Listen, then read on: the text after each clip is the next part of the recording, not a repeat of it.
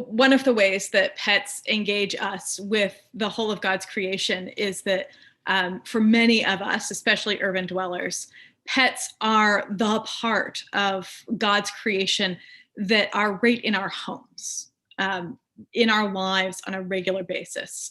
For many urban and suburban dwellers, we don't have a lot of direct experience of interacting with God's creation. We mow the lawn, we tend our gardens, and we seek out God's creation for our recreation and renewal. But in the built environment of human life, we often, our closest encounter with the myriad wonders of God's creation is that there is a rabbit or a snake or a bird or a dog or a cat living in our houses, climbing on the bed, counter surfing, demanding attention, and being a non-human creature, a very different part of God's creation right in the middle of our everyday lives. We certainly learn something about the diversity of creation. We select a certain kind of diversity to live in our houses with us. While my young cousin has made a pet of certain spiders, most of us would not tend to seek out certain parts of God's creation. But we experience regularly, when we live with pets, we experience regularly that God has created some extraordinary creatures which are not like us. Dogs have very different priorities than humans in many cases. Cats definitely have different priorities than humans in many cases.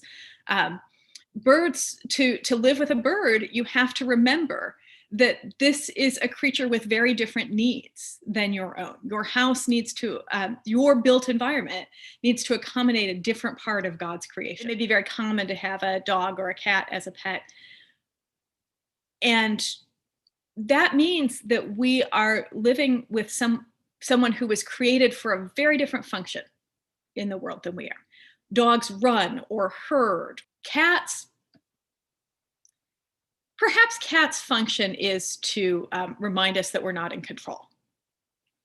But cats are built to hunt and to stalk, to see things that we don't notice. The muscles and skin, the tail of a cat is a wonder.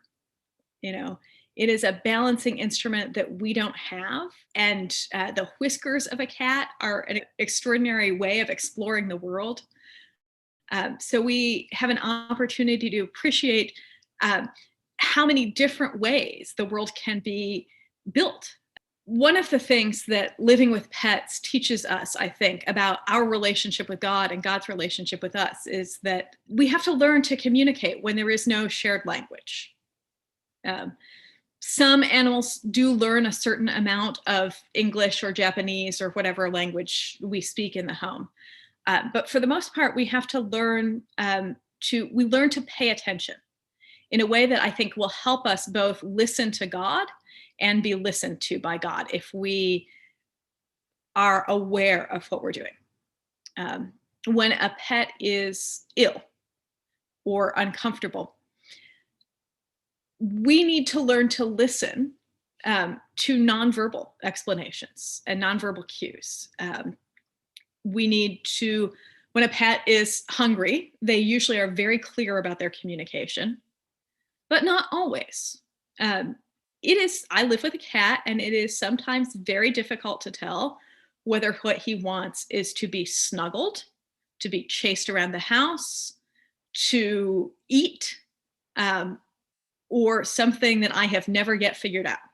When we live with pets and when we live attentively with the creatures that we share our house with, birds, snakes, rabbits, iguanas, dogs, cats, when we live attentively with one of God's creatures, we really do learn how to listen to someone who is communicating with us, but not in the language we're used to. My cat is very fond of communicating, sit down and shut up. Sit here, stay here for a while. I can't be sure that the cat's direction is not God's direction sometimes, right? Sit, be still, be quiet. Um, and when I learned that I need to listen to the cat saying, all right, for us to be in relationship, you're going to have to sit here for a little bit. I'm practicing learning to hear that from God, who does, in the lifetime of experience praying, very rarely speaks English to me. Right? God speaks to us in all kinds of nonverbal ways, for the most part. And when we attend to the nonverbal things we have to learn from our pets, we can transfer that listening. We can transfer that attentive listening. What is it that I am hearing in my relationship with God when God is not speaking my chosen language?